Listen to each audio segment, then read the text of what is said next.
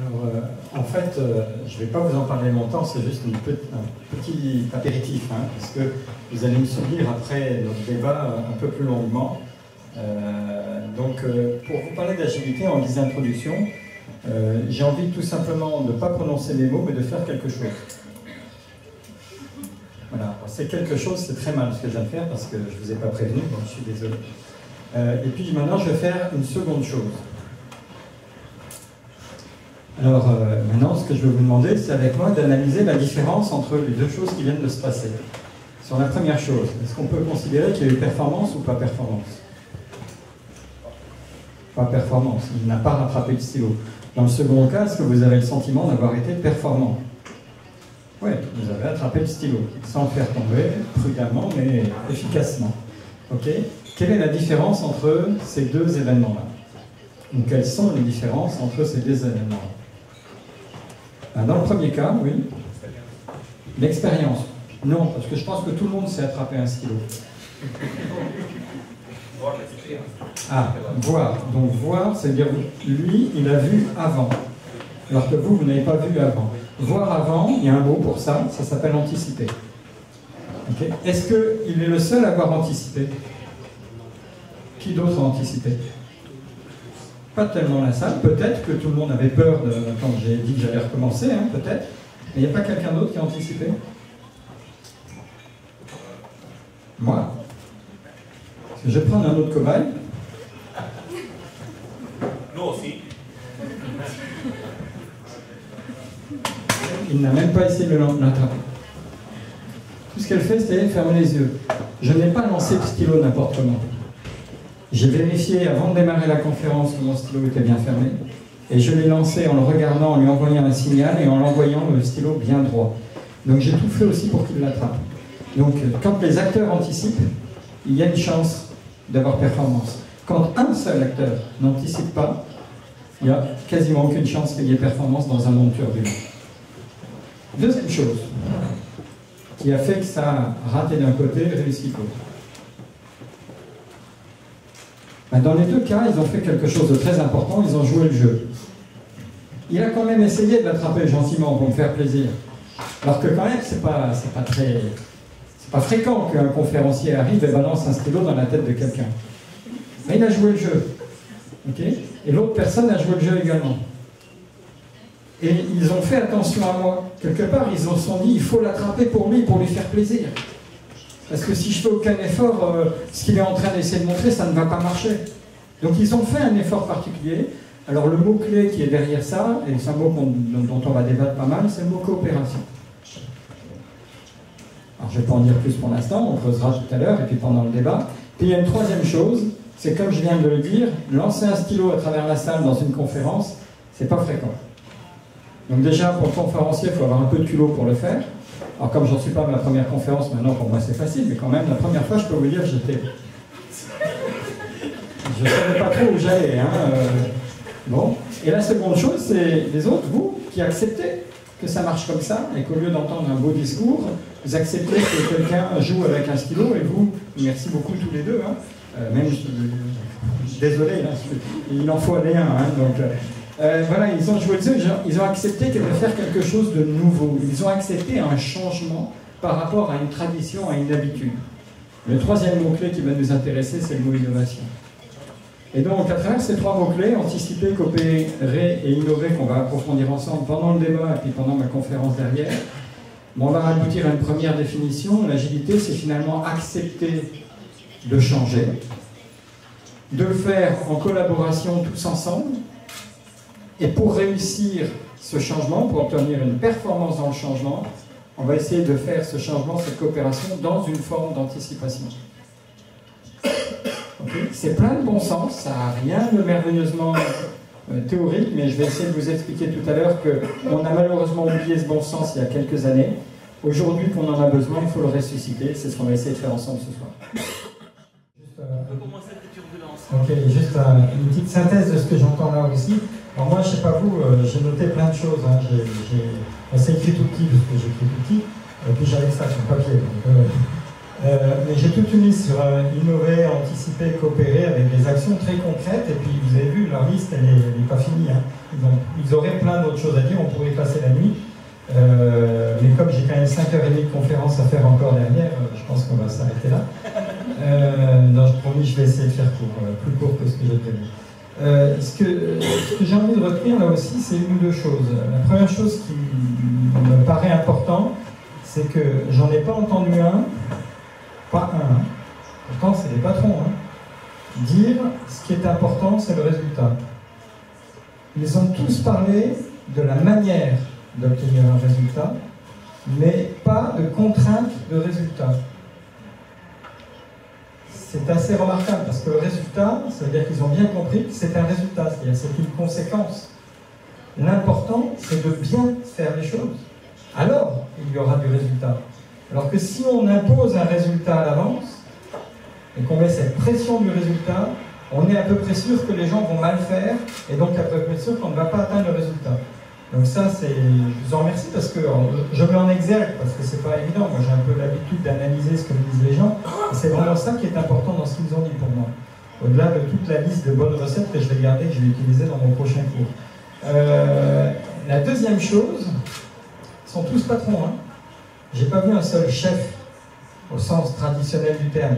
Celui qui donne des ordres et qui impose aux autres la manière de fonctionner. Je n'ai vu que des gens qui ne savent pas, qui ont l'humilité de dire « nous, on ne sait pas », on pose des questions, on challenge, on ouvre la porte, on accompagne. Voilà, un manager, un patron, c'est un aidant. C'est quelqu'un qui aide. C'est plus quelqu'un qui impose. Alors, c'est les deux choses que j'ai envie de retenir et vraiment, je vous remercie beaucoup parce que ça va m'ouvrir des pistes pour ce que j'ai à dire. Alors, par contre, moi, je vais aller par là parce que je peux appuyer sur le bouton de temps en temps. Pas d'autres... Je peux y aller ? Alors, vu l'heure, je vais essayer de raccourcir. Alors, si vous ne soyez pas frustrés, s'il y a un transparent, finalement, je ne montre pas ou je ne commente pas. C'est pour vous aider à aller manger un peu plus vite. Hein. Donc, c'est pour vous hein, que je le fais. J'ai mes lunettes, j'ai tout le temps. Voilà. Alors, ce que je me propose de faire, là, je vais plutôt apporter le concept d'agilité à travers une lecture historique de quelque chose qui nous intéresse plus, puisqu'on est là ce soir, c'est l'entreprise. Et l'entreprise, elle a vécu dans l'histoire récente 3 phases extrêmement intéressantes et qui vont nous permettre de décrypter et d'aller en profondeur dans ces 3 mots-clés anticiper, coopérer, innover, dont on a vu des exemples très concrets et que je vais essayer de raccrocher à une façon de prendre ces 3 mots de vocabulaire. Alors, ces 3 mots, on les a là, et les 3 périodes de l'histoire que je vais regarder, vous avez vu, hein, j'ai réussi à vous faire des slides en roumain. Oui, je suis assez doué dans les langues, et après 24 heures ici, j'ai réussi à traduire en roumain. Alors, merci Cipriane pour cette traduction qu'il a faite à la vitesse grand V. On va regarder 3 périodes. Alors, dans les pays dits développés, parce que c'est une expression que je déteste, mais bon, c'est comme ça, parce que moi je considère que la France, les États-Unis, on est plutôt des pays en voie de sous-développement. Ça me semblerait plus juste comme mot. Mais bon, pour l'instant, le mot consacré s'est développé. On considère qu'il y a eu 30 années extraordinaires après la guerre de 40, qu'on appelle communément les 30 glorieuses. Bon. Après, il y a eu ce qu'on a appelé la crise du pétrole, 73, 75. En France, on est toujours en avance. Ça a commencé en 68, avec les événements dits de mai 68. Et il y a eu une bascule, et le monde a commencé à changer. Et moi, j'ai appelé ça, pour la rime avec 30 glorieuses, les 20 périlleuses. Parce que ça commençait à devenir périlleux de faire du business dans ces années-là, alors qu'avant, c'était facile. Et puis là, depuis 1995, on est entré dans des années, alors j'ai cherché une rime, donc j'ai choisi le mot capricieuse, parce que turbuleuse, ça n'existe pas, mais j'aurais préféré turbuleuse si le mot existait. Bon, j'ai appelé ça les haines capricieuses. Et on va regarder les 3 mots de vocabulaire anticiper, coopérer, innover dans ces 3 périodes. Alors, là, elle ne marche pas cette clé, il faut le mettre sur sa main. C'est gentil, c'est super sympa. Vous voyez, ça c'est la coopération. Il est patron de boîte, hein, il vient se mettre à genoux par terre. Sympa. Donc, c'est représenté ici. On a nos 30 glorieuses. Vous avez vu, il y a une grande pente verticale. Parce que 30 glorieuses dans les pays occidentaux, c'était 30 années de croissance continue à 2 chiffres. Alors je rappelle qu'aujourd'hui, dans les pays modernes, quand on a 2% de croissance comme l'Allemagne, on est champion du monde, avec 2% de croissance. 2% c'est plat en fait, c'est rien. À l'époque, on avait 12, 15, 18% de croissance par an. Je ne sais pas si vous vous rendez compte. La Chine, avec son 1,3 milliard d'habitants, avec 6% de croissance, il se lamente. Ça n'est pas assez pour assumer le développement du pays. Donc, rendez-vous compte, on a eu 30 années de croissance. Mais quelle croissance? Une croissance basée essentiellement sur des produits et des services physiques tangibles, matériels. On était dans une société de consommation où l'important c'était de posséder, de consommer, de brûler de l'argent à travers des produits et des services bien tangibles, bien physiques. Donc ces 30 années-là, c'est pas grave. Merci beaucoup. Pour résoudre le problème de développement, merci beaucoup, et de croissance, ce qu'on a fait, c'est qu'on a trouvé une recette. Une vraie recette pour faire fonctionner les entreprises. Une recette qu'on avait découvert déjà un siècle avant, qu'on avait appelé le taylorisme. Pour m'amuser, j'appelle souvent ça le terrorisme, mais je ne sais pas le faire en roulant les R comme vous, mais j'espère que vous comprenez le jeu de mots. Le taylorisme, c'est bon, je n'avais fait même plus exprès. Le taylorisme, qui d'ailleurs n'est pas une invention de Taylor, hein, puisque c'est dans l'art de la guerre qu'on a appris à faire ça. Hein. Quand on se battait les armées bleues contre les armées rouges, on avait inventé l'organisation scientifique, non pas du travail, mais de la guerre, avec le premier rang qui tirait, le deuxième rang qui se préparait à tirer, le troisième rang qui finissait de charger, le quatrième rang qui commençait à charger, le cinquième rang qui amenait les munitions, etc. Et puis on tournait, on se mettait face à l'ennemi, bien coloré, bien visible, moi je suis rouge, pam, on tirait, et puis finalement c'était l'armée la plus grosse, dans le taylorisme, l'entreprise la plus grosse, la mieux organisée, qui savait mieux faire rouler les rangs les uns après les autres le plus vite, dans le taylorisme, la fluidité managériale, qui gagnait. Hein. Donc Taylor, il a fait que limiter ça. Bref, on a inventé le taylorisme qui donne une entreprise pyramidale, organisée avec beaucoup de tranches hiérarchiques, avec une spécialisation fonctionnelle et symbolisée généralement par cette pyramide. Cette entreprise, appuie sur la petite flèche, cette entreprise anticipée dans l'entreprise des 30 Glorieuses, ça voulait dire prévoir et planifier. Alors prévoir et planifier, il faut bien comprendre que c'est quelque chose qui marche uniquement si l'environnement est stable. Parce que raconter à l'avance ce que va devenir ma production, et dire aujourd'hui on produit 100, demain on produira 110, après-demain 120, après-demain 130, aujourd'hui c'est un sacré pari. Hein. À l'époque, 100% des entreprises faisaient de la prévision, 100% des entreprises faisaient de la planification. Ils disaient dans 3 ans voilà où on sera et voilà quel chemin on va prendre pour y arriver. Et ils appliquaient ce qu'ils disaient. Et ça marchait. Pourquoi? Parce qu'on avait 30 années de croissance et que finalement ça c'était un environnement relativement stable. Donc il faut bien comprendre, anticiper c'est d'abord prévoir et planifier. Coopérer se réduisait simplement à coordonner, c'est-à-dire à dire à chacun ce qu'il avait à faire. Toi tu fais ci, toi tu fais ça, tu le fais dans tel délai, qualité, tout délai. Il faut que tu aies telle qualité de production dans ta tâche physique, que tu le fasses dans tel délai et dans telles conditions et que tu le remettes au bon moment à l'autre. Voilà. Et on ignorait complètement l'autre. Également entre clients et fournisseurs, parce qu'on n'avait pas Internet, on se voyait que tous les 3 mois, 6 mois, parfois un fournisseur on ne le voyait qu'une fois par an. Donc on décidait à l'avance quoi faire, prévision, planification, on confiait à chacun sa tâche, à chacun s'occuper de son petit jardin.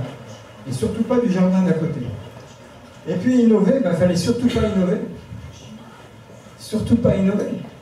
Parce qu'il y avait une mécanique qui s'appelle les économies d'échelle, on appelle ça aussi la courbe d'expérience, qui dit que le coût unitaire d'un bien, il diminue à chaque fois qu'on double les volumes de production. Donc le but du jeu, c'était de rester le plus longtemps possible sur la même technologie et la faire durer le plus longtemps possible, parce que plus elle durait, plus on était rentable. Or, le but du jeu, 2 fois s'il te plaît, voilà, c'était de gagner de l'argent et donc d'être rentable. Parce que la seule finalité dans cette société matérialiste dont je viens de vous parler, c'était de devenir riche pour pouvoir posséder, posséder et posséder. Alors par exemple en France, aujourd'hui, le résultat de cette société, c'est que dans nos maisons, dans nos appartements, 80% des objets que l'on possède ne sont pas utilisés une fois par an. Par contre, on les possède. Hein. On a le résultat de cette société. Mais ça a drôlement bien marché. Hein. Je ne suis pas critique. Hein. La recette est extraordinaire. La recette est extraordinaire. Ça marche. À condition que l'environnement soit stable. Alors, deuxième phase, c'est qu'on est entré dans la fameuse période dite des 20 périlleuses, où la croissance, là, elle a commencé à ralentir sérieusement. On est passé à une croissance, on va dire, un peu irrégulière, mais positive toutefois. Hein. 2, 3%, 1%, 2%, de temps en temps 0, une petite crise, voilà. Et donc cette période s'est avérée plus difficile. On a appelé ça la mondialisation. Hein, et on a dit, ouais, en fait, c'est à cause de la mondialisation. Vous savez ce que c'est la mondialisation? Vous avez déjà réfléchi un peu? Alors moi, j'y ai réfléchi. Et comme j'ai des élèves un peu ignares en face de moi, ça c'est le propre du professeur qui a tendance à dénigrer ses élèves, et après moi, ils deviennent intelligents, bien sûr, eh bien, je me suis dit, il faut que je leur explique simplement. Et en fait, je suis allé vraiment à simplifier très fort le jour où mes enfants ont commencé à s'intéresser à ça aussi. Et alors, la mondialisation, c'est simple. C'est le constat que nous sommes aujourd'hui en surcapacité de production dans tous les métiers du monde. Il n'y a quasiment plus un métier à l'abri aujourd'hui parce que dans chaque pays, chaque concurrent installe une capacité de production qui va lui permettre de toucher plus que le marché qu'il touche aujourd'hui. Parce que le but du jeu, c'est d'aller chercher sans cesse des nouveaux clients. Seulement, pour peu que le client accepte, il faut être capable de lui vendre, donc il faut être capable de produire. Donc on installe tous des capacités de production monstrueuses et on va tous chercher des clients autour de chez soi, mais aussi dans le pays d'à côté et puis à l'autre bout du monde. Ce qui fait qu'en fait, on est en surcapacité de production. Et du coup, la vie devient plus difficile, parce que les clients, c'est eux qui prennent le pouvoir. Et c'est ce qui s'est passé. Alors qu'avant, c'est le producteur, le fournisseur qui avait le pouvoir. Désormais, le client, il va prendre le pouvoir, il va avoir un pouvoir de négociation. Et au lieu d'avoir juste des besoins, maintenant, il va se permettre, quand même incroyable, il va se permettre d'avoir des exigences. Pire que ça, il va se permettre d'être infidèle. Et du coup, il va falloir faire quelque chose pour aller l'attraper, ce client. Et si tu veux bien avancer. Alors, on va l'attraper. Alors d'abord, comme on a un peu des habitudes, ça fait 30 ans qu'on vit comme ça, et en plus sur un modèle taylorien qui a déjà un siècle ou deux, donc on va garder la même organisation. On va même la compliquer, parce que comme la solution est plus difficile, on se dit qu'il faut trouver une réponse plus difficile. Alors on va même mettre deux pyramides. On va inventer l'organisation matricielle. L'organisation fonctionnelle, on va la croiser par des logiques opérationnelles, terrain, pays, etc. Oh, génial. On a tué plein d'entreprises à cause de ça. Ensuite, on va modifier le vocabulaire. On s'est dit, puisque ça devient difficile et périlleux, c'est quand même drôlement bien de voir les obstacles à l'avance. Un peu comme la circulation routière où on met un panneau danger, en général 150 mètres avant l'obstacle. Donc c'est ce qu'on a fait. On a enrichi la prévision et la planification de scénarios, c'est-à-dire de l'analyse de ruptures possibles dans le futur et de se dire, comme je vois les ruptures, j'y suis préparé. Un peu comme le monsieur a vu le stylo arriver, il était préparé, du coup il a réussi à l'attraper. Ah, ça c'est pas mal, ça s'appelle la prospective, c'est là-dedans que j'ai fait mes études. Et puis, dans la coopération, on a gardé le coordonné, mais on a rajouté quelque chose. On a dit qu'il serait bien d'avoir une contribution économique. Et si on met à deux, chacun sa contribution, sa création de valeur, on peut créer peut-être plus de valeur ensemble. Ça s'est appelé, en raccourci, le gagnant-gagnant. Gagnant, gagner de l'argent, gagnant. Les deux partenaires doivent gagner de l'argent. Oh, ils ne se parlent pas plus, ils ne s'estiment pas plus. Hein. Mais comme le monde est difficile, on va se mettre à deux et on va gagner de l'argent à deux. Et puis on se partagera le gâteau, c'est pas mal. Et puis la troisième dimension, l'innovation, il y a un monsieur qui est arrivé, qui s'appelle Michael Porter, qui a écrit des belles choses sur la stratégie. Il a dit, ouais, c'est bien de faire des volumes et ça gagne beaucoup d'argent, mais vous savez qu'on peut aussi gagner de l'argent en étant petit et très innovant, en faisant de la rupture. Hein, c'était la fameuse expression avant lui, c'était big is beautiful. Et puis lui, il a rajouté but small is beautiful too, à la condition d'être très innovant, d'être en rupture. Et alors, le but, c'est toujours de gagner de l'argent, parce qu'on est dans cette logique-là. Et pour ça, il faut toujours rentabiliser, mais en plus, on va essayer de capturer le client. Parce que comme il tient rare, le client, si on peut le fidéliser, ça c'est le mot de marketing. Hein, les marketeurs, ils ont toujours la langue bien pendue, hein, ils savent bien enrober les choses. Et fidéliser, ça s'est avéré, en fait, emprisonner, capturer le client. lui rendre le coût de changement de fournisseur tellement cher que oui, il allait rester. Alors, c'est par exemple, excusez-moi, j'ai cité l'exemple de la banque, mais elles ont changé depuis, hein. Mais je l'ai vécu personnellement, c'est un banquier qui vous offre des nouveaux services. Et qui me disait, ben, vous avez des virements à faire tous les mois pour payer le téléphone, pour payer l'électricité, pour payer votre loyer, pour payer ceci, pour payer cela. Si vous voulez, on s'en occupe. On va créer un logiciel qui va nous automatiser ces virements. Vous n'aurez plus à vous en occuper. Je dis, génial. Et puis 3 ans après, j'ai voulu acheter enfin mon premier appartement. Et parce que j'avais emprunté beaucoup d'argent pour payer mes études, donc j'ai attendu un peu. Puis quand j'ai eu un petit peu d'argent, je me suis dit, je vais acheter. Alors je suis allé faire le tour des banques, et puis j'ai trouvé une banque qui avait un taux très intéressant. Meilleur que celui de ma banque.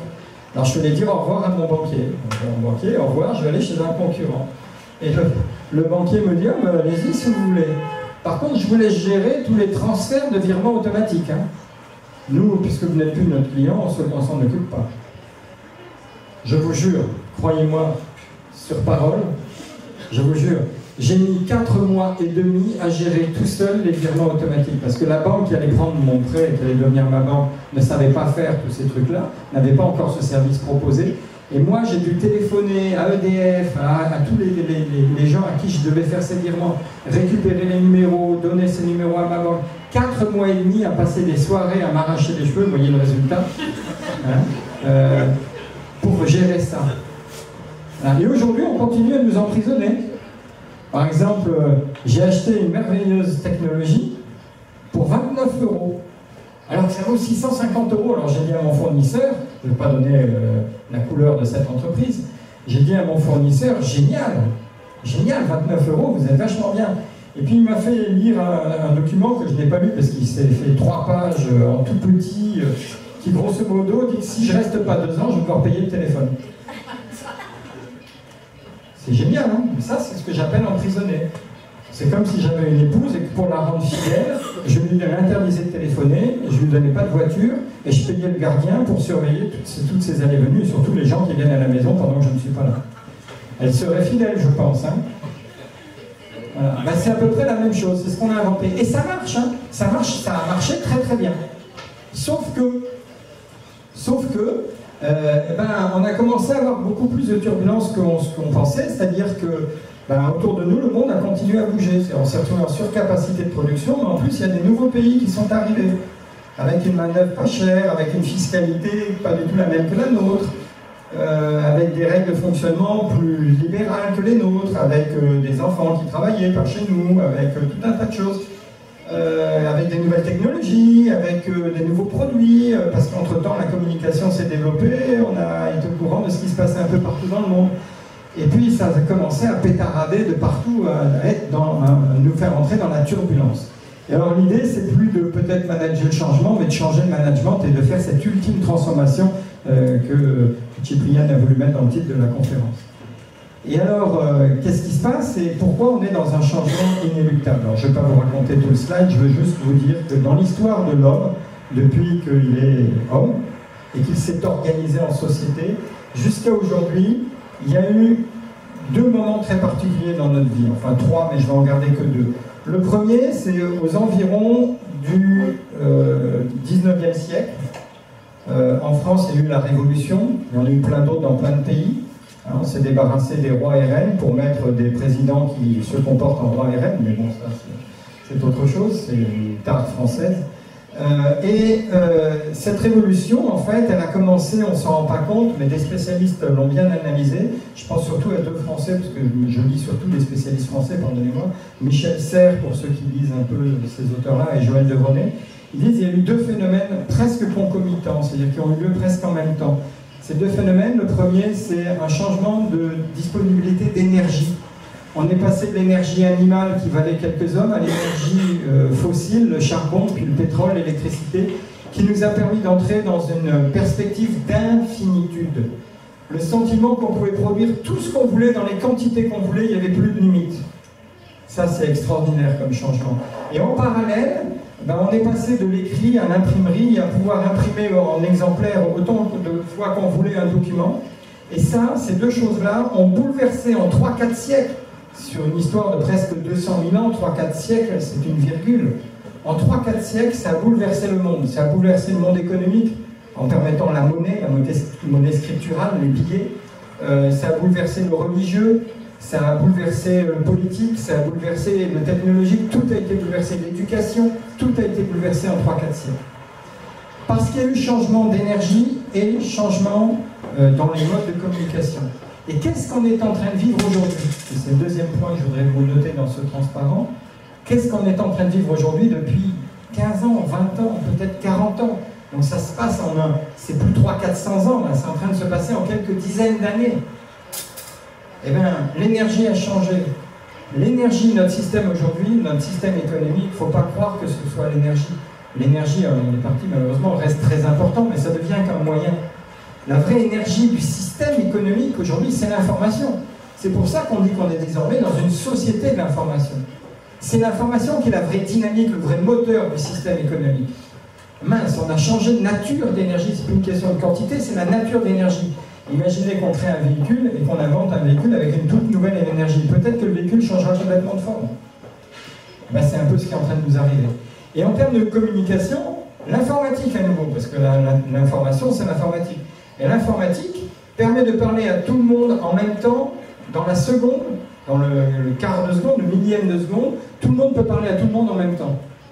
Voilà, alors qu'au début, l'homme il parlait tout seul à 20, quand il n'avait que la parole. Avec l'imprimerie, on pouvait parler seul vers plein, mais avec la télé, l'informatique, l'électronique, etc., on peut tous parler en même temps à tout le monde. Voilà. Ces deux ruptures sont en train de transformer tout notre monde religieux, militaire, politique, économique, technologique, de façon encore plus forte encore que la première transformation que je viens de vous raconter. Ça veut dire que ce qu'on est en train de vivre est inéluctable et que la manière dont on vivait avant, il n'y a aucune chance qu'elle soit performante dans ce nouveau monde. Voilà. C'est pour ça que j'ai insisté tout à l'heure sur le fait qu'on vous racontait plein de turbulences et on ne va vivre que là-dedans désormais. Alors, évidemment, on va essayer de s'en sortir. Hein. Alors, on a essayé de s'en sortir. C'est-à-dire qu'avant cette rupture, cette transformation radicale représentée par un volcan ici, c'est mon fils qui a designé les slides au passage. Un peu fier de ses enfants, hein, quand on peut les citer, on les cite. Et donc, on a essayé de tricher. Parce que nos dirigeants, ils sont nés dans le monde d'hier. Et comme ils sont dirigeants, c'est souvent les derniers à se remettre en cause. Surtout en France, en tout cas, mais en fait dans tous les pays, ceux qui ont fait les plus grandes écoles. Parce que par définition, les plus grandes écoles, les plus grands chefs, ils ne se remettent pas en cause. Enfin, en tout cas, ceux que j'ai rencontrés dans ma vie le plus souvent, c'était comme ça que ça marchait. À commencer par mes professeurs. Il ne fallait surtout pas dire à un de mes professeurs qu'il avait tort. On lui proposait de faire autrement que le chemin qu'il me proposait de prendre. C'est pour ça que j'ai eu un peu de mal au début dans mes études. Beaucoup de mal. Après, ça a été mieux. Et donc, on a essayé de tricher. Alors, notamment dans cette société matérialiste d'objets physiques, on a inventé quelque chose, par exemple, qui s'appelle l'obsolescence programmée. C'est-à-dire qu'on a fait exprès de fabriquer moins bien, pour que les produits vivent moins longtemps. Un frigidaire, au lieu de fonctionner pendant 20, 30, 40 ans, ce qu'on sait faire, hein, on a fait exprès de le fabriquer pour qu'il meure, qu'il casse au bout de 10 ans, puis ensuite qu'il casse au bout de 8 ans. Et aujourd'hui en France, c'est fait exprès pour qu'il casse au bout de 5 ans. Moi, mes parents, j'ai vécu 20 ans chez eux. Quand j'ai commencé à réaliser qu'ils avaient un frigidaire, ça faisait déjà 10 ans qu'ils l'avaient. Et 5 ans après que je sois parti de chez eux, ils avaient toujours le même frigidaire qui fonctionnait. Moi, j'en change tous les 5 ans. Je paye le même prix, hein. Cherchez l'erreur. Mais ça marche pour maintenir une consommation à un haut niveau, bien sûr. Mais imaginons qu'on n'ait pas cette solution-là. La croissance économique en France, elle serait à 0 ou elle serait à moins 5, moins 10, moins 15 ? Ben, sur les objets physiques, la croissance, elle est évidemment à moins 5, moins 10, moins 15. Et nos dirigeants, pour l'instant, ne veulent pas le voir. Autre solution qu'on a trouvée, c'est de mettre de l'innovation inutile. J'en ai plein sur moi. Quand j'ai acheté ça, enfin vous avez compris qu'on me l'a donné, hein. Quand j'ai acheté ça, on m'a mis d'office plein de fonctions, plein de programmes. Je m'en sers pas. Par contre, soyez sûr d'une chose, je le paye. Okay, mais c'est excitant d'avoir la possibilité de faire quelque chose. Et le client, il achète. Maintenant, imaginons qu'on fasse comme les bonnes entreprises, et l'exemple que vous avez raconté était excellent, qu'on écoute le client, qu'on lui vende exactement ce dont il a besoin. Je pense qu'il y a plein de produits qui ne se vendraient pas ou qui se vendraient différemment, la croissance serait sans doute un peu moins forte. Ensuite, on a inventé un truc génial dans nos pays, c'est la délocalisation. Tant mieux pour vous. Enfin, vous en avez profité un moment, mais après, on a délocalisé encore ailleurs, puis encore ailleurs. Hein. Bon, à un moment donné, ça va revenir en France, c'est ça qui est ma chance. Hein. C'est qu'à force de délocaliser, ça tue notre pays, ça tue nos pays. Et quand nous, on deviendra les pays pauvres, c'est pour ça que je parle de pays en voie de sous-développement, on deviendra le lieu de délocalisation de l'Afrique qui sera devenu le pays riche, puisque pour la Chine, c'est presque fini. Maintenant, ça va être l'Asie du Sud-Est et puis l'Afrique. Mais après, ça va revenir en France, aux États-Unis, donc j'ai de l'espoir. Mes arrière-petits-enfants revivront les 30 glorieuses. C'est une réalité. Hein. Okay, alors, délocaliser, c'est génial. Hein. Alors, pourquoi délocaliser? Parce qu'il faut vendre toujours plus. Mais je vous ai dit, il y a du mal à trouver des concurrents. Alors, on se dit, tiens, si je vendais encore moins cher, je pourrais toucher une population qui est la plus pauvre de mon pays. Ah oui, mais pour vendre moins cher, il faut produire moins cher. J'ai une idée, si on allait faire produire en Chine, parce que là-bas, c'est vraiment pas cher. Alors, on commence par les pays de l'Est, la Roumanie, etc., puis ensuite la Chine, parce que là, c'est beaucoup moins cher. Du coup, j'ai un produit pas cher. Mais comme je le fais produire là-bas, j'ai plus besoin de produire en France. Donc les pauvres, qui étaient déjà les salariés les moins bien payés, ils n'ont plus de boulot, ils n'ont même plus de salaire. Vous voyez, l'idée géniale et lumineuse. Hein, ça amène un pays en voie de sous-développement. Hein, bon. Et puis ensuite, on a inventé un autre truc génial, la subvention. Tous les secteurs en France sont subventionnés. L'énergie est subventionnée, l'automobile est subventionnée, l'aéronautique est subventionnée, les transports sont subventionnés, pratiquement tout est subventionné. Évidemment avec mes impôts. Hein. Résultat des courses, on a aujourd'hui une dette colossale qui est en train de dépasser le PIB annuel. 2000 milliards, hein, c'est ça je pense, le contrôle, 2000 milliards d'euros. Si encore c'était des francs, ça irait, mais 2000 milliards d'euros. Pourquoi on est endetté? Parce que à force de subventionner, à un moment donné, on n'y arrive plus, puis nous, on n'a plus d'argent. Hein. En termes d'impôts, en France, on est au maximum. On est le pays le plus imposé au monde. Imposé fiscalement et imposé par des règles aussi. Mais bon, ça, c'est un autre problème. Juste une seconde. Alors, du coup, la proposition que font les gens qui font de l'agilité, qu'on appelle les agilistes, c'est de se dire, oublions cette société d'hier, et je ne sais plus qui parlait tout à l'heure dans l'innovation de savoir oublier, voilà, savoir oublier et tuer le père, en quelque sorte, tuons la société mère, et acceptons d'entrer dans une autre société qui a un certain nombre de caractéristiques qui sont listées là et qu'on va étudier rapidement. La première, c'est la finitude.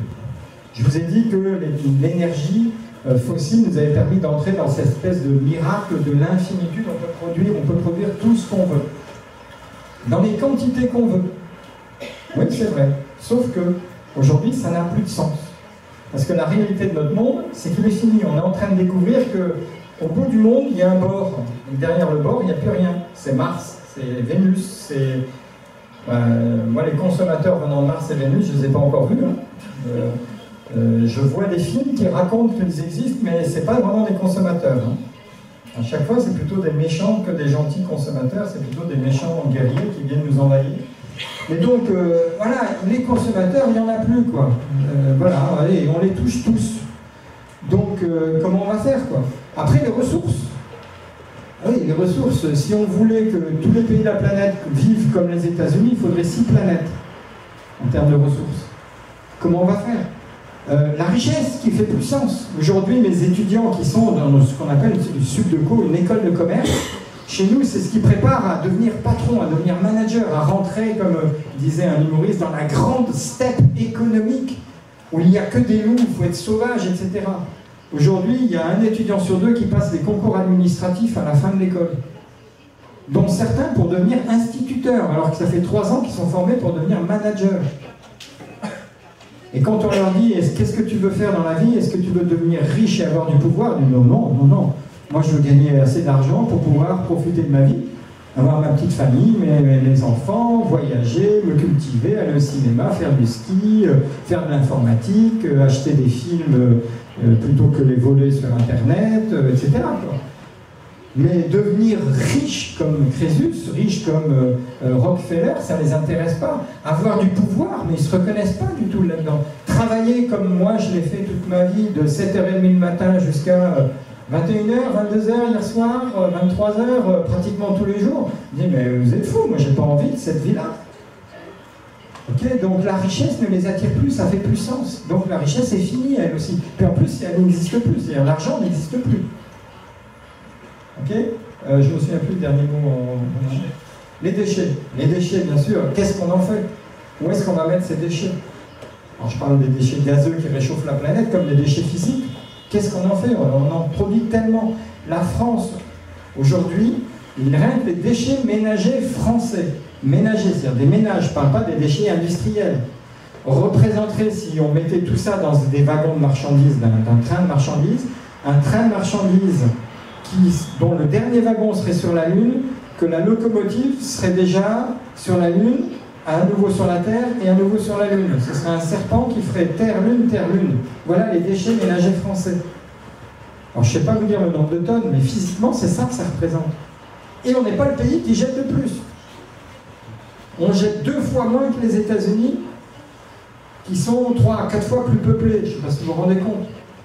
Et la Chine arrive avec 400 millions d'habitants maintenant qui vivent avec le niveau de richesse occidental. 400 millions. Ah, c'est hallucinant. Donc là aussi, on touche la finitude. Alors, face à un monde fini, comment fonctionne-t-on? Alors, face à un monde infini, on sait comment fonctionner. Produire le plus possible. Max de production, max de richesse. Est-ce qu'on peut continuer à le faire dans un monde fini?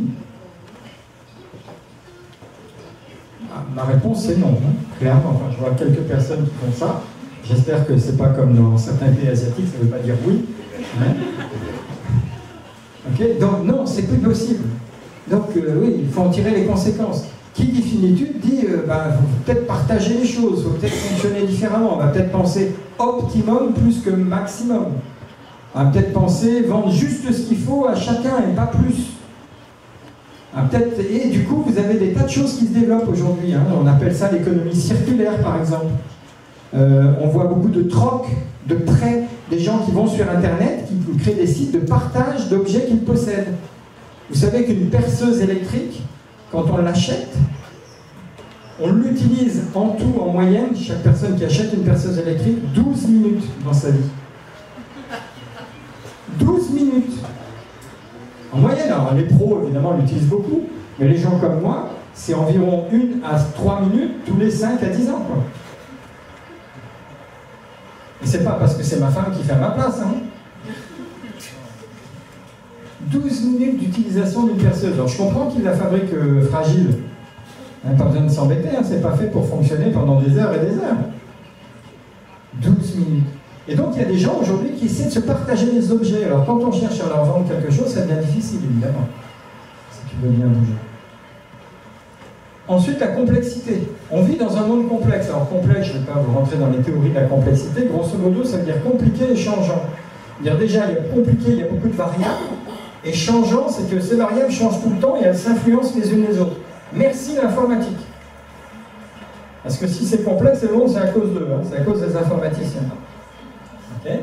Alors, ils nous ont inventé tout un tas de technologies, de méthodes, je passe sur le vocabulaire, je ne suis pas là pour faire un cours d'informatique, mais la réalité, c'est que chaque individu est placé dans son travail face à quelque chose d'éminemment complexe. Avant, il avait 1 ou 2 interlocuteurs, il les voyait à un rythme relativement lent.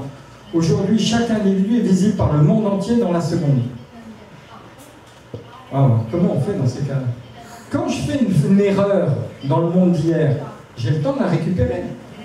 J'ai le temps de la gérer, j'ai le temps de gérer le changement. Mais aujourd'hui, quand je fais une erreur ou quand un changement arrive, j'ai pas le temps. Comment je fais? Ben là aussi, je partage. Je me mets en équipe. J'ouvre. Je permets à chacun de faire des erreurs et pas des fautes. Voilà, ça implique des changements de fonctionnement majeurs, encore une fois. Troisième chose, l'incertitude. Alors là, si vous pouvez cliquer 2 fois de suite, s'il te plaît. Encore. Okay.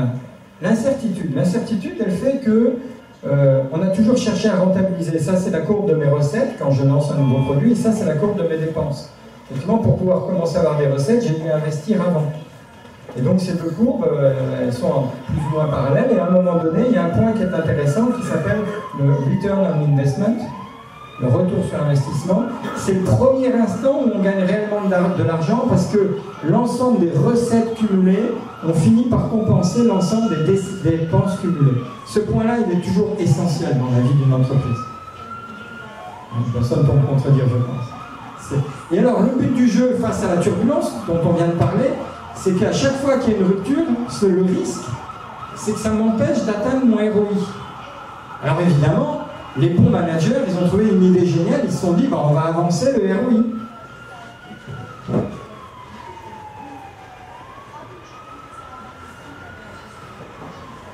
Ce serait génial hein, d'avoir un ROI ici.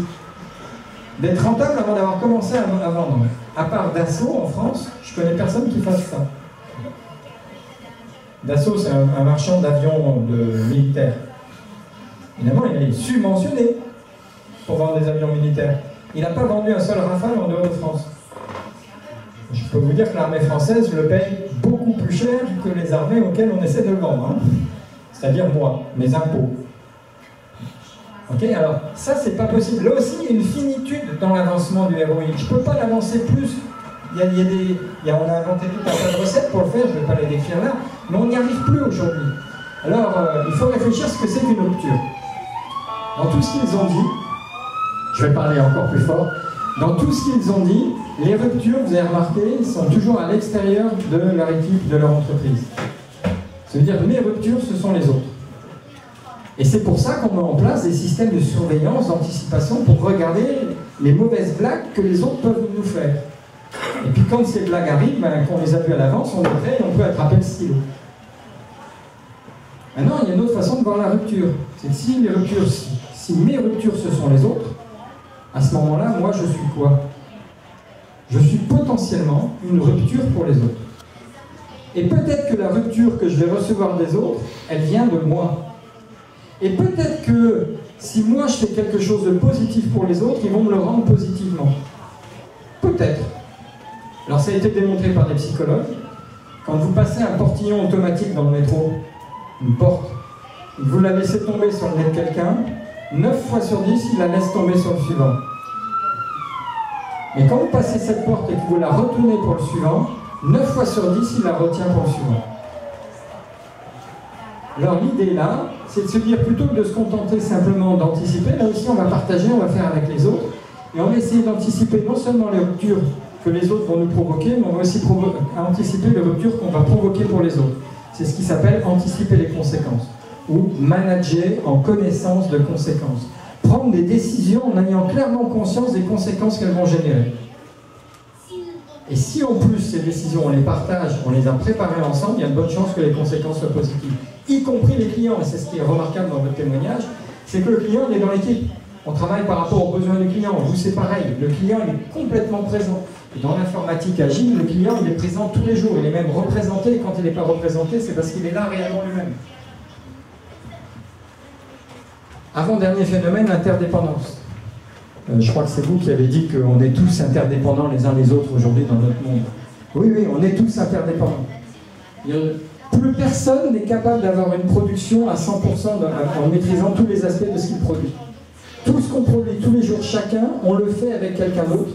Ça a un impact sur ce quelqu'un d'autre et vice-versa. L'interdépendance signifie qu'on a donc systématiquement des relations bilatérales avec les gens. Je fournis quelque chose à quelqu'un qui me fournit autre chose. Quand je fais écrire les processus dans les entreprises, je demande toujours à faire décrire les choses dans tous les sens, dans les deux sens. C'est jamais de A vers B exclusivement. À minima, B doit renvoyer quelque chose à l'autre qui est ne serait-ce que je suis satisfait ou je ne suis pas satisfait.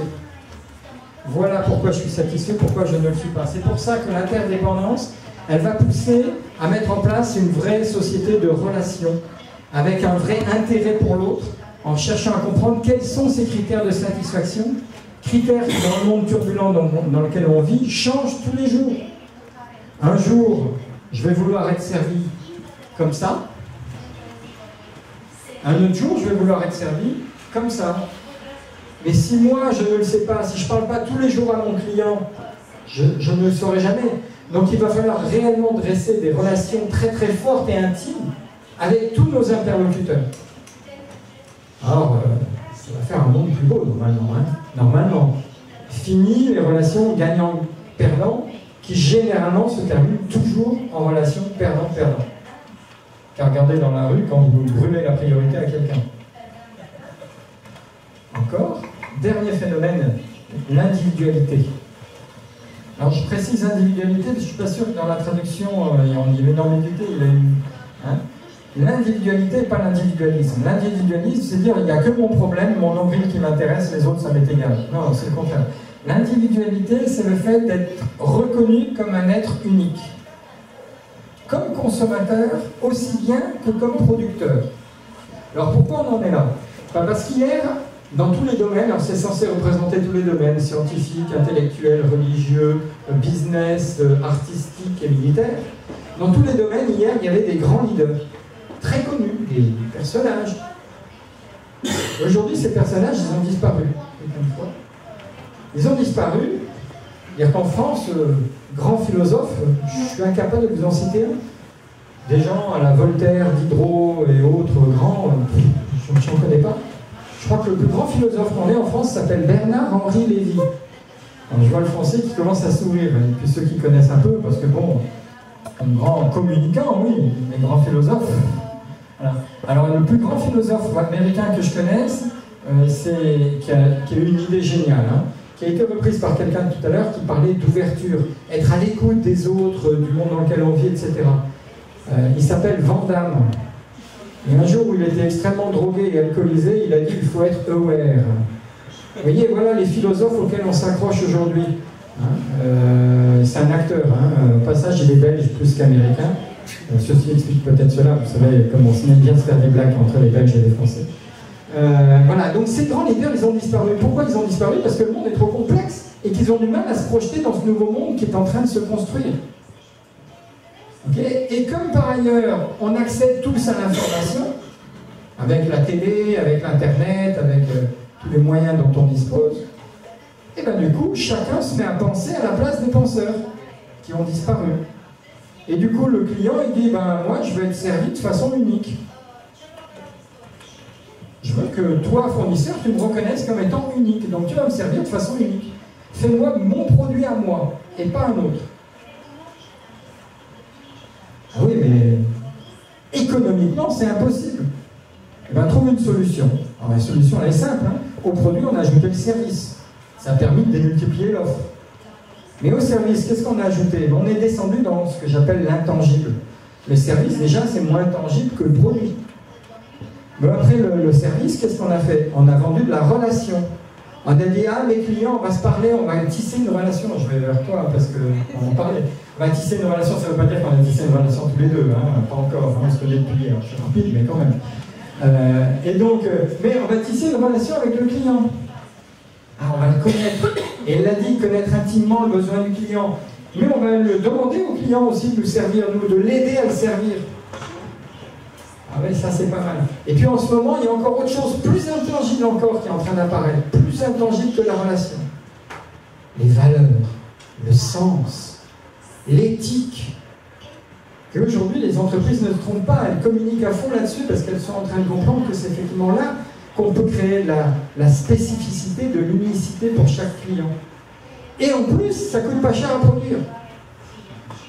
Ça coûte beaucoup moins cher de construire un sens et des valeurs que de construire une nouvelle usine de béton ou de... je pense. Okay. Donc ça, c'est en train d'arriver, et alors le client il est comme ça, mais dans l'entreprise, en plus chaque individu va dire « Chef, j'ai peut-être raison, moi j'aimerais bien que tu écoutes mon idée ». C'est pour ça que tous ces patrons, ils sont très ouverts et qu'ils donnent du temps libre aux gens pour réfléchir, créer, développer des nouvelles idées, et qu'ils acceptent tout sans dire « c'est une faute » quand ça ne marche pas. Ils ont tout compris. Et on va finir par la définition de l'agilité. Vas-y, on tourne encore. Ben, ça veut dire que, hop, juste un coup en arrière, l'entreprise, elle est plus pyramidale. Ça, c'est censé représenter un réseau. Elle est neuronale, elle est en réseau. On va laisser de plus en plus d'autonomie à des entités locales. Alors, on peut créer des intermédiaires, éventuellement, comme Danone nous l'a raconté, mais on ne va pas en créer trop. Il faut que les circuits s'accourent, comme il en a témoigné, pour que les décisions soient rapides. Et plus on donne de l'autonomie au local, plus on pourra être rapide. Okay. Le anticiper, ben, il s'est encore enrichi, bien sûr. Alors, on a dit anticiper, prévoir, planifier. On a rajouté anticiper les ruptures. Qu'est-ce que je vous ai dit, moi? Anticiper les conséquences. Ah oui, quand je fais les trois à la fois, alors, je suis dans l'anticipation agile. Coopérer, on a dit, c'est bien de coordonner des tâches. C'est encore mieux que chacun contribue et gagne quelque chose. Et qu'est-ce qu'on vient d'ajouter? Ah oui, mais c'est encore mieux quand on tisse une relation et qu'on cherche à se satisfaire réciproquement en partageant une direction commune. Et ça, c'est la coopération agile. C'est pour ça qu'on a mis un plus. Et innover, on a dit, oui, ne pas innover ou juste améliorer. Ensuite, faire des ruptures. Mais dans le monde fini dans lequel on est, le plus important, et ça va peut-être te donner une définition de l'innovation, parce que tu disais, oh, je ne sais pas trop ce que c'est que l'innovation, c'est de changer juste ce qu'il faut, juste quand il faut. Pas plus, pas moins. Et si il n'y a pas à changer, ben on ne change pas. S'il faut changer en recréant quelque chose d'hier, on le fait. Autrement dit, la meilleure définition de l'innovation que j'ai entendue, elle était chez Schneider Electric, petit groupe français. C'est quelqu'un qui me disait, innover, c'est faire quelque chose demain différent d'hier et qui marche. Et pour que ça marche, il faut que ça plaise aux clients, déjà pour commencer. Okay. Et alors après, l'entreprise, elle n'a pas pour but de gagner un maximum d'argent. Les grandes comme les petites entreprises que je connais qui durent face à cette turbulence, ils ne mettent pas de pression de résultat de croissance, par exemple. Oh, je vais parler d'un petit groupe qui s'appelle Vinci, par exemple, Vinci Énergie, qui est un énorme groupe mondial. Et bien en France, chaque entité locale n'a aucun objectif de croissance. Elle a juste un objectif de résultat minimum. Par contre, ils ont des objectifs de qualité de fonctionnement. Pour le fun, la conséquence de cette bonne qualité de fonctionnement, c'est que c'est un groupe qui a de la croissance. Par contre, sans l'exiger, sans mettre la pression, sans faire peur aux gens. Parce que l'important aussi, ça va être le bien-être. Vous avez vu, je parle vraiment couramment. Ça va être le bien-être, que les gens se sentent bien, et c'est vraiment ce dont ont témoigné les personnes tout à l'heure. Okay. Et du coup, l'entreprise face à la turbulence, et c'est le cas face à toutes les crises, qu'est-ce qu'on cherche à faire, nous, individus, face à la crise économique? On cherche à garder notre job, on cherche à vivre, à rester avec un minimum d'argent pour vivre à peu près confortablement. Ben, les entreprises, c'est pareil. C'est la survie l'enjeu aujourd'hui, c'est la pérennité, c'est de durer. Ben, les entreprises qui ont compris ça arrivent à introduire cette forme de management dont on a vu des témoignages ici. Alors l'agilité finalement, face à ce monde très turbulent dans lequel on est, c'est une capacité à bouger. Je dis bouger parce qu'innover, moi j'aime pas le mot non plus, je dis bouger.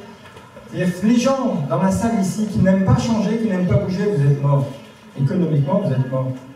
Donc il faut s'ouvrir à ça, il faut être en mouvement permanent.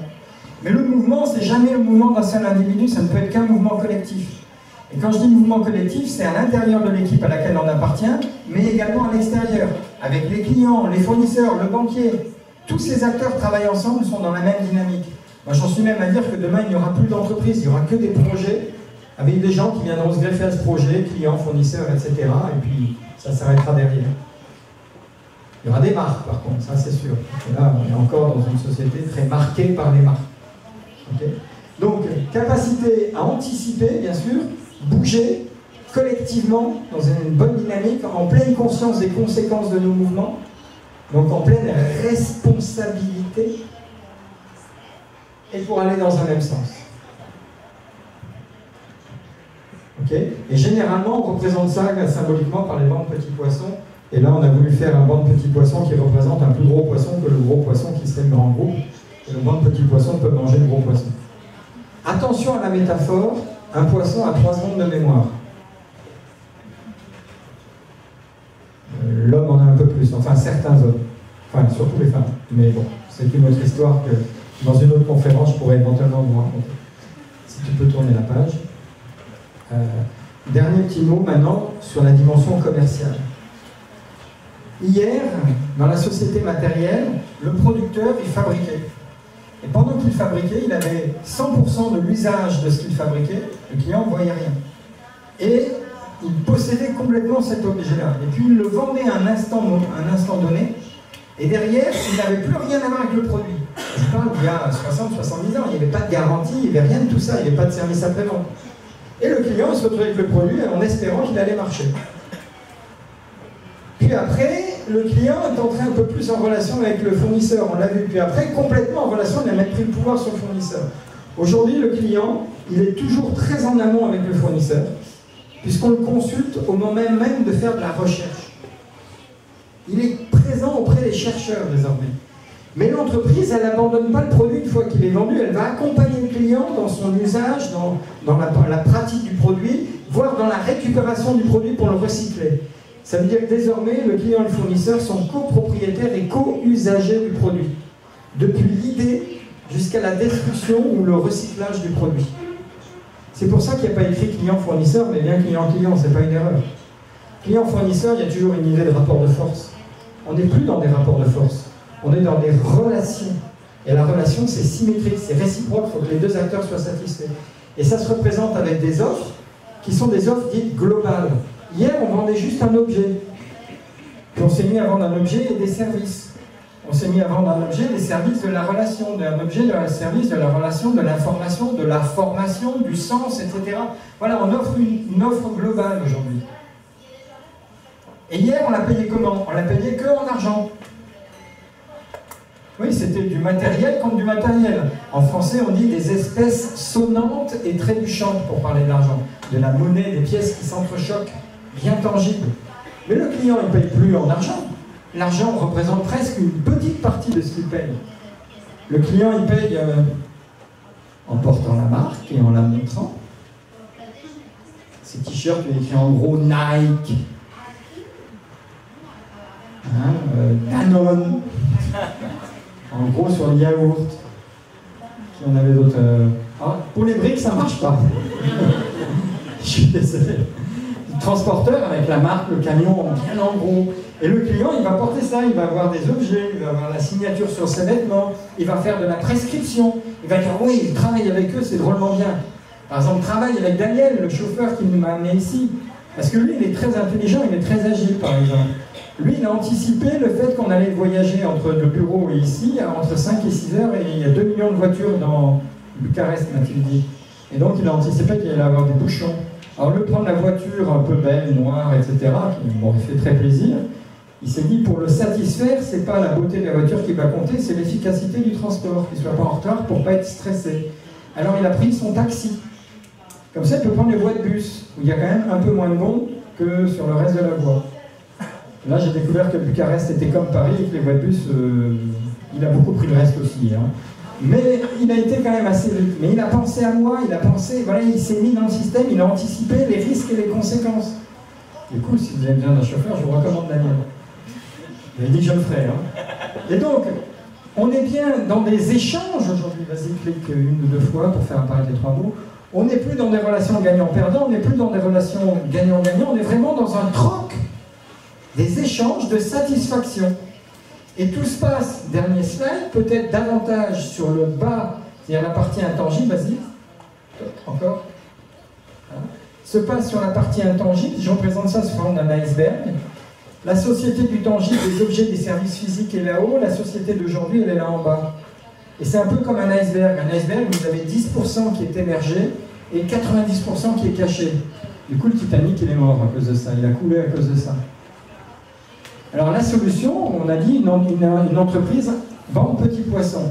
Imaginez le Titanic qui ne soit pas fait d'un seul bateau qui fait je ne sais pas combien de centaines de mètres de long et qui a 3000 personnes à bord, mais de 30 bateaux qui auraient 100 personnes à bord et qui voyageraient très proches les uns des autres, même attachés les uns aux autres, et de temps en temps ils se rapprocheraient pour passer, changer de bateau, etc.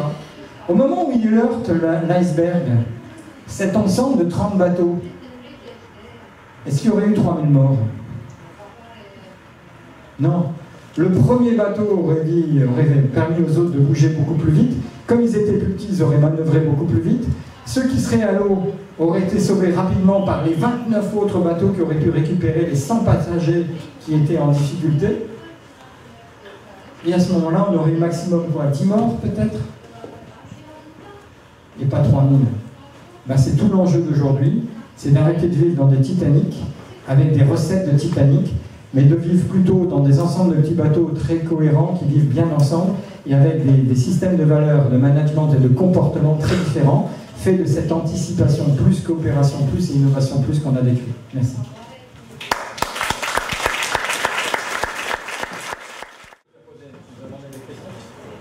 La première question étant toujours la plus difficile, je propose de passer à la deuxième.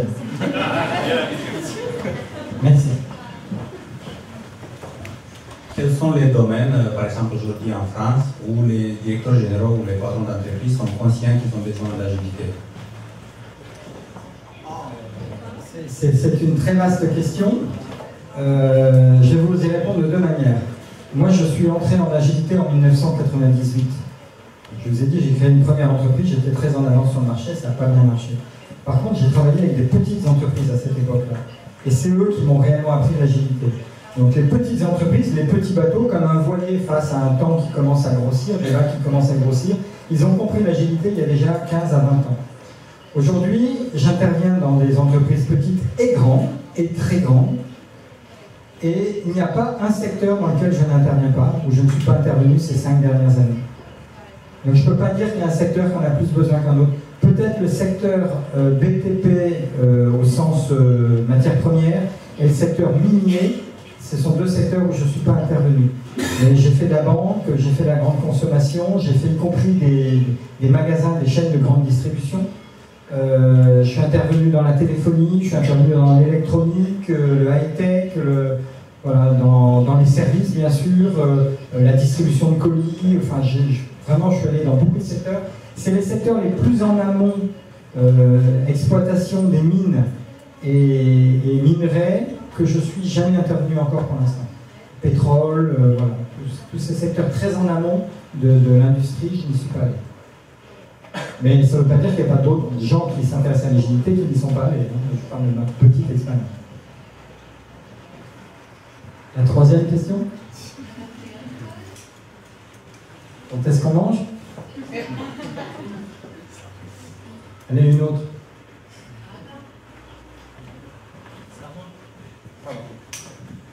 Nous sommes un pays qui a une grosse contribution au produit interne brut par des domaines qui sont vraiment dans des slides très beaucoup avant, comme par exemple l'agriculture. Encore plus, on manque beaucoup la contribution de l'agriculture dans le GDP. Je me demande où on peut rencontrer l'agilité dans des secteurs comme celui-ci. Comme l'agriculture, par exemple. Moi j'ai la chance, enfin je ne sais pas, parce que je ne connais pas bien, hein, mais je suis censé être expert, donc il faut que je trouve une réponse. Je n'ai pas anticipé toutes les questions. c'est un piège de transport. Hein. Moi je vis dans un village à la montagne. J'habite à côté de Grenoble, un petit village de 1000 habitants, où il reste 5 agriculteurs. Okay. Le constat que je fais, c'est que ces agriculteurs n'ont absolument pas le sentiment de vivre en concurrence. Ils travaillent ensemble, ils travaillent eux-mêmes avec d'autres fournisseurs de produits agricoles qui ne sont pas forcément dans mon village, mais dans d'autres villages à côté. Ils se sont réunis sans créer une coopérative au sens presque soviétique du terme, hein, sans se réunir, sans créer une structure juridique ni rien. Ils travaillent ensemble. Ils partagent un magasin, ils ont chacun mis de l'argent, mais sans toujours créer de structure juridique. Voilà, donc j'ai le sentiment qu'ils fonctionnent avec pas mal d'agilité. Et alors qu'on dit que l'agriculture de montagne est quasi morte en France, ben eux, ils vivent très correctement. C'était coopération, tu disais aussi le sens. Oui, complètement. Bon.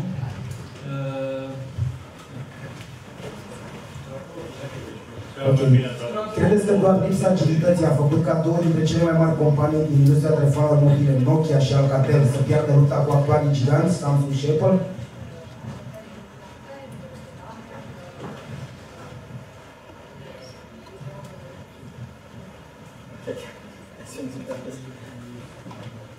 C'est une super question. Alors, ce qui est intéressant, c'est que j'ai travaillé pour Nokia il y a quelques années. Okay.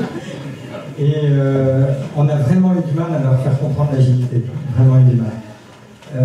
Alors, est-ce que c'est la seule raison pour laquelle, je ne crois pas. Par contre, ce qui est certain, c'est quand on a travaillé avec eux, on a eu le sentiment, vous savez, le français a la réputation d'être assez arrogant, etc. Alors là, je suis tombé sur une bande de gens d'une arrogance absolument inouïe. Ce que j'appelle des ingénieurs fous furieux, persuadés de leur technologie, de leur solidité, maîtrise, etc. Voilà, donc je pense qu'ils n'étaient pas dans les bons comportements, ça c'est sûr. Alors est-ce que c'est la seule raison? Je ne sais pas, mais c'en était une certainement. Après, pour Alcatel, comme j'ai enseigné la stratégie d'entreprise pendant de longues années, à peu près 20-25 ans, Alcatel est un cas qu'on racontait sur la fin de ma carrière de prof de stratégie. Notamment, on racontait que, je pense que c'est assez légendaire, hein, enfin c'est légendé, je ne sais pas comment dire, c'est certainement pas la réalité, mais c'est la façon dont c'est raconté qui est amusant. On disait que les marketeurs chez Alcatel, c'était des ingénieurs. Et qu'ils faisaient des beaux modèles de prévision de consommation. Et il paraît, alors je mets plein de guillemets, hein, il paraît que notamment ils avaient regardé au début de la téléphonie mobile les premiers mois de vente de téléphone. Et ils ont tracé la courbe. Et puis ils ont fait un beau modèle de prévision, ils ont prolongé la courbe. Et la courbe, je suis désolé, j'ai les mains pleines. La courbe, grosso modo, elle faisait comme ça. Et ils ont dit, il faut installer une usine pour préparer les ventes d'après-demain qui sont tout en haut. Et ils auraient programmé, je ne sais pas s'ils sont allés jusqu'au bout, mais ils auraient programmé de construire une usine qui permettait en France de fabriquer autant de téléphones portables que si chaque habitant français en achetait 6. Voilà. Donc je pense que s'ils sont effectivement allés au bout, ça donne une vraie bonne raison pour se casser la figure.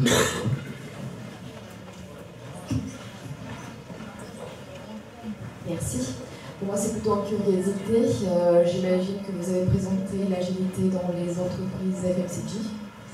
Les entreprises de consommation. Alors, comment est-ce que les marketeers ils ont perçu l'agilité et votre vision sur l'innovation? Parce qu'en général, dans les FMCG, on dit voilà, on est les plus grands marketeers du marché, on est les plus agiles, on arrive à ne pas se casser le cou, en fin de compte. Et comment ils ont perçu ce que vous avez dit sur l'agilité en général? Ok, alors, des groupes de distribution, j'ai pas travaillé avec eux en intra-entreprise, mais en inter-entreprise. Ils participaient à des programmes où il y avait d'autres entreprises, dont eux. Et j'ai eu une ou deux fois quelques marketeurs. Alors, dans la grande distribution, en fait, ils sont pas mauvais du tout. Par exemple, Danone, il est encore là, monsieur de Danone. Non, il n'est plus là. Alors, je peux y aller sur Danone. Danone est une entreprise qui a la réputation d'être agile. Normalement, ils font des bêtises. Alors, la bêtise des marketeurs de Danone. Comme il l'a dit il y a quelques temps, il y a d'autres Danone dans la salle? Levez la main. Il y a d'autres Danone ou pas? Des anciens. Bon. Non, je répéterai 2 fois pour eux. Donc, il y a quelques années, quand mon fils a 22 ans, c'était il y a 7-8 ans, il y a eu une augmentation du prix du pétrole, des matières premières, etc. Et évidemment, ça a eu un gros impact, notamment, et des produits laitiers aussi, bien sûr. Vous savez, il y a eu ces fameuses grèves des pays en voie de développement, parce que les produits alimentaires étaient devenus trop chers, etc. C'était toute cette époque-là. Et évidemment, ça a eu un impact très fort sur des sociétés comme Danone. Alors, les marketeurs, ils ont eu une idée géniale. Mais je vais vous la raconter à l'envers. J'en m'en suis rendu compte, parce qu'ils ont tout fait en cachet. Je m'en suis rendu compte en regardant mon fils. Mon fils est un fou des produits laitiers et des compotes. Grosso modo, à 14 ans, en pleine croissance, s'il a réussi à grandir plus que moi, ouf. Et il mangeait, je crois, à peu près 3 à 4 compotes par jour, en grosse, pour ne pas cacher la marque, et des yaourts à peu près autant par jour, Danone, Bichibus, le yaourt de la maison Baran. Okay. Et un jour, mon fils mange sa compote et son yaourt, et puis il me dit, il y en a moins qu'avant. Il rentrait de vacances, c'était fin août, il rentrait de vacances, et il y en a moins qu'avant.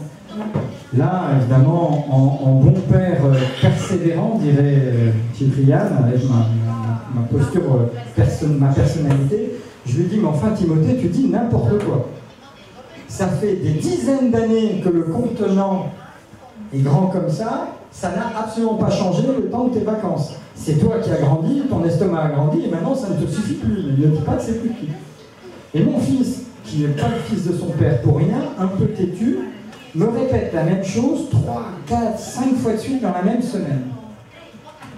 Et alors, le 5e jour, je vous jure que c'est vrai, ça s'est passé comme ça, on regarde les informations à la télé, parce que j'ai habitué très tôt mes enfants à regarder les informations, pour les ouvrir sur le monde. On regarde les informations, et là, reportage, là, il y a une association qui s'appelle 50 millions de consommateurs en France, qui défend les consommateurs, qui venait de porter plainte parce que tous les fabricants de yaourts et de compotes avaient réduit de 10% le contenu dans les yaourts. Mon fils avait raison. Et ils l'ont fait sans rien dire à personne. Ça, c'est pas du marketing agile. Alors après, quand même, pour redorer le blason des marketeurs, le marketing est une discipline qui a considérablement évolué. Et aujourd'hui, dans mon école, il y a un monsieur qui s'appelle Daniel Ray, qui est un grand spécialiste français du marketing. Il a développé toute une démarche avec, en suivant les mouvements américains, etc. Mais en France, il est vraiment la star de ça, qui s'appelle la vraie fidélité. Alors, je vous racontais l'exemple tout à l'heure d'une femme que je ferais surveiller, qui serait fidèle. Alors, moi, j'ai une femme depuis 24 ans, 3/4. Je ne vais pas vous dire les heures en plus, mais voilà. Évidemment, elle est fidèle.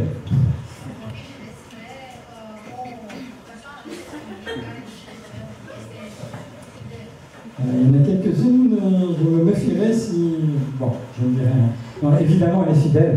Et moi aussi, bien sûr. Je vais trancher aussi. Et donc, elle est fidèle, mais elle a tout. Seulement pour être fidèle. Et pour que je sois fidèle, qu'est-ce qu'il faut? Il faut 2 ingrédients, seulement 2. Ce sont exactement les ingrédients de l'agilité. Le premier, c'est partager la même direction, le même sens de la vie. Tant qu'on partage ça, ça va être un bon ciment entre nous. Le second est malgré les évolutions de la vie. Alors ce sens peut changer, mais il faut qu'on change en même temps. Et qu'on le discute. Voilà, il faut ouvert. Ça fait partie de nos discussions ouvertes. Oui, nous avons des discussions philosophiques le soir avec ma femme sur le sens de la vie. Bon, pas tous les soirs quand même. Hein. De temps en temps, on regarde la télé aussi. La deuxième chose, le deuxième ingrédient fondamental, c'est de chercher à satisfaire l'autre. Et à satisfaire l'autre sur l'ensemble de l'espace de l'iceberg. C'est-à-dire aussi bien sur les dimensions physiques, et je parle là d'être à l'heure, de tenir au courant, d'offrir des cadeaux, aussi de la partie sexuelle, évidemment.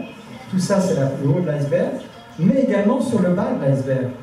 Avoir des petites attentions, mettre des petits mots, se parler, le ton sur lequel on se parle, et de chercher à comprendre et à satisfaire l'autre, et réciproquement en permanence.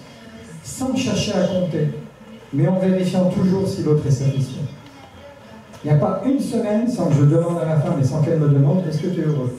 Est-ce que tu es heureuse ?» Pas une semaine. Qu'est-ce qui t'a manqué cette semaine?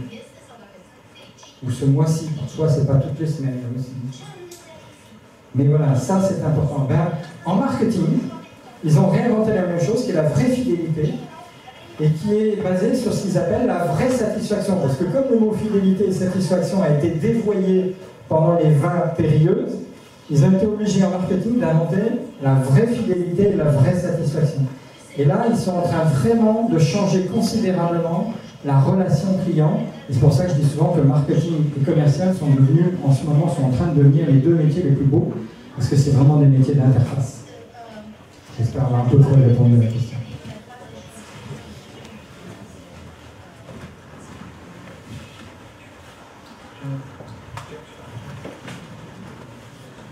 Est-ce qu'on peut appliquer l'agilité aussi au niveau des États?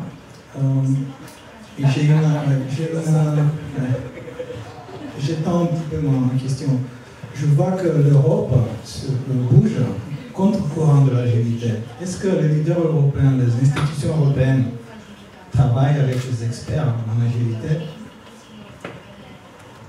Alors là encore, c'est pas mon domaine, hein, mais je vais quand même vous donner quelques pistes.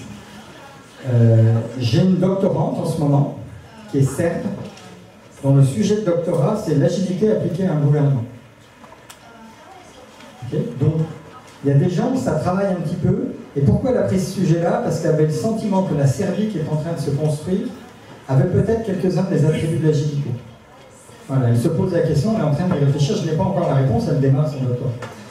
C'est une vraie bonne question. Okay. Deuxième élément de réponse, prenons un pays comme le Costa Rica, qui au-delà d'être un très beau pays que je rêve de visiter et d'avoir des agilistes là-bas, bientôt peut-être.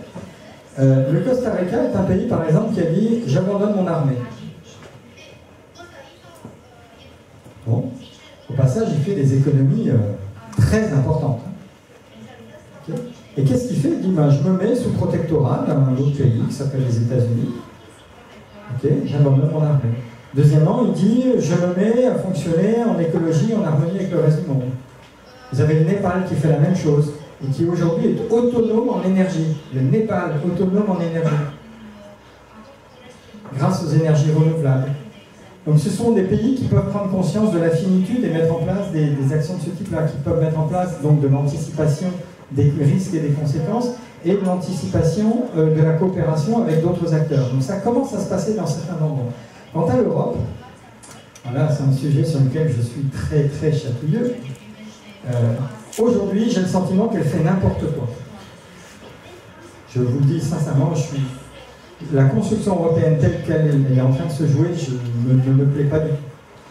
Il y a des gens d'ailleurs qui commencent à s'autonomiser. Vous avez vu qu'il y a un mouvement en Espagne pour l'indépendance de la Catalogne.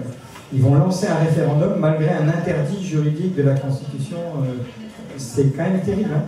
Et je crois que cette espèce de superpuissance qui est en train de se mettre en place va exacerber le besoin d'autonomie locale.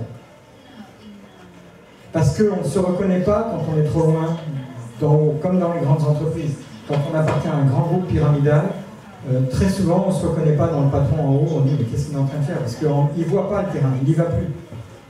Et ça, je pense, c'est une vraie grave erreur. Pourtant, et c'est le dernier élément de ma réponse, pourtant, en 2000, début des années 2000, je ne me souviens plus de l'année, la Commission européenne a mis en place un groupe d'experts. Ils étaient 30 à 40 experts des différents pays de l'Union européenne. Et ce groupe d'experts a fait un rapport épais comme ça sur l'agilité. Sur l'agilité. Je pense que ça fait partie des nombreux rapports qui sont en train de dormir dans les armoires. Probabil că mai sunt întrebări pe care le putem adresa la un pahar de vin. Vă invităm la un mic cocktail și acceptați micul nostru joc de agilitate la ieșire. Aveți două colege foarte gracioase care vă vor lipi ceva în piept. Urmați instrucțiunile dânselor. Mulțumim, domnul Baron.